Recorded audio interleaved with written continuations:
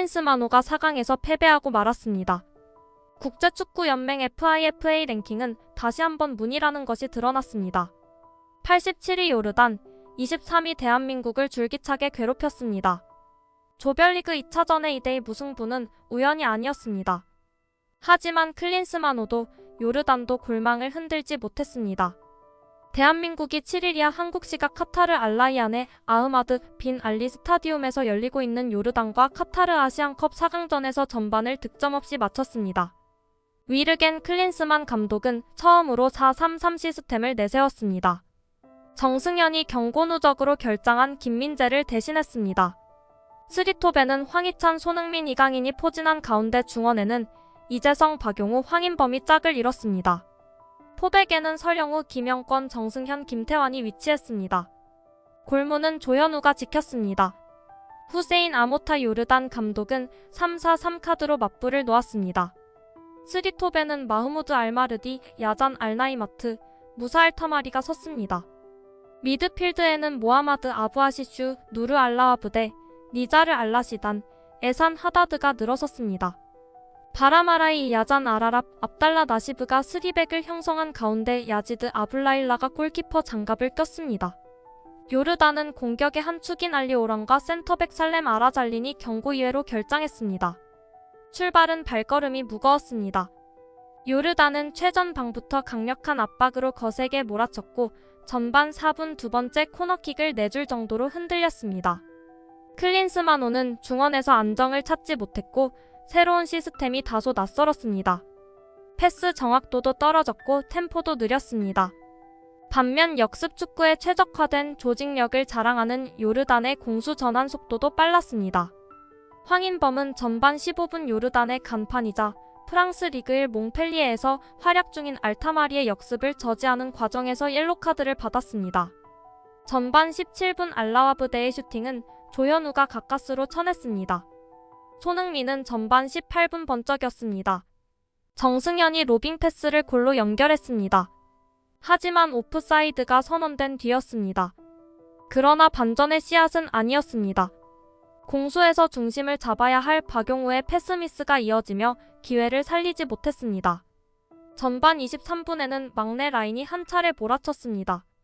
왼쪽 측면을 뚫은 설영우가 크로스를 올렸고 이강인이 왼발슛으로 화답했지만 골대를 비껴갔습니다.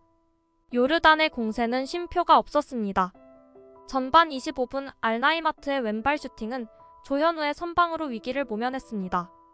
27분에는 김영권의 패스 실수를 끄는 알타마리가 다시 한번 슈팅으로 연결했지만 다행히 허공을 갈랐습니다.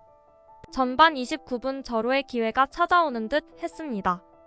설영우가 황희찬과의 2대1 패스로 왼쪽 측면을 다시 허물었습니다.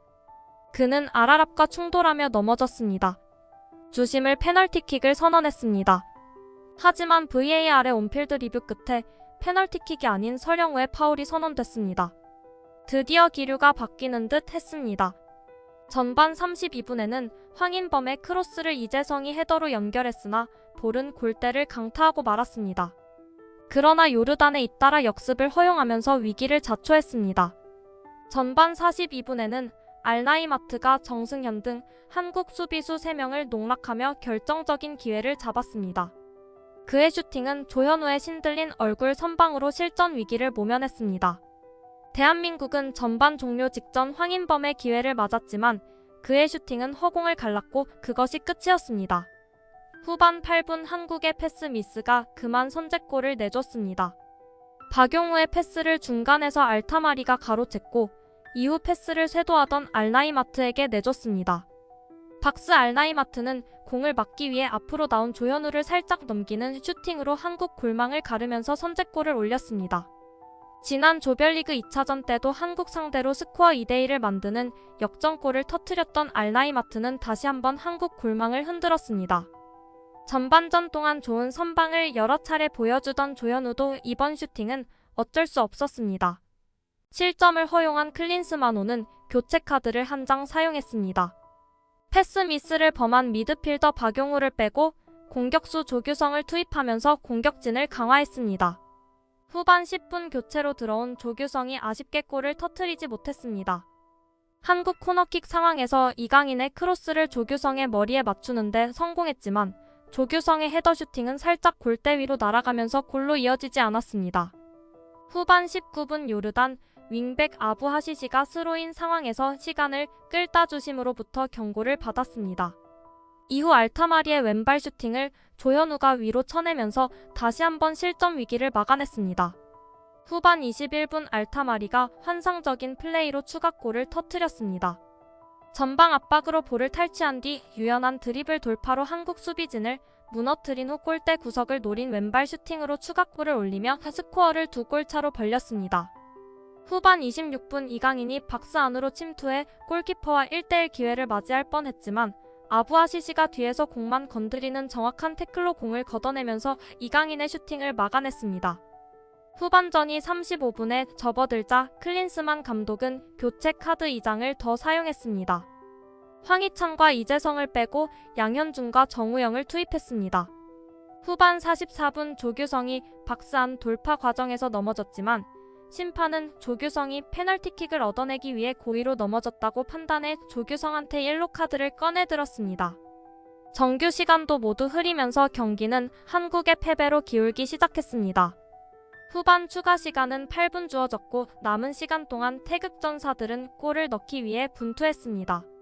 그러나 경기는 한국의 0대2 패배로 마무리되면서 요르단이 결승행 티켓을 거머쥐었습니다.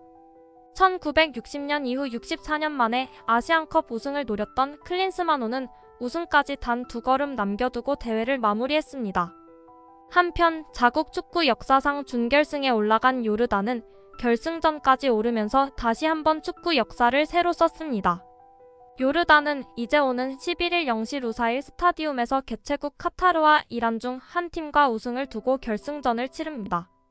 이날 한국은 요르단에게 스코어뿐만 아니라 경기 내용 면에서도 완벽하게 밀렸습니다. 이날 슈팅 숫자는 6대 17였습니다. 이 정도는 월드컵 본선에서 브라질 같은 세계적인 강팀들과 만났을 때 나오는 수치입니다. 심지어 유효 슈팅은 0대 7이었습니다. 요르단 골문을 향해 제대로 된 슈팅 하나 때리지 못했다는 의미입니다. 그나마 전반 32분에는 이재성이 헤딩슛이 오른쪽 골대를 맞고 나온 것이 그나마 득점과 가까운 장면이었습니다. 이날 한국 대표팀의 수비는 최악이었습니다. 김민재가 경고 누적으로 빠진 공백이 여실히 드러났습니다. 김영권과 정승현이 센터백 조합을 이뤘지만 요르단 공격수들의 스피드와 개인기를 저지하기에 역부족이었습니다. 수비형 미드필더로 나선 박용우도 자신감 없는 움직임으로 번번이 뚫리기 일쑤였습니다. 그나마 골키퍼 조현우의 여러 차례 선방이 아니었다면 실점은 훨씬 더 늘어날 수 있었습니다. 구독과 좋아요 한 번씩 부탁드립니다. 다음 영상을 만드는데 큰 힘이 됩니다. 재미있는 소식이 있으면 다시 돌아오겠습니다. 좋은 하루 보내세요.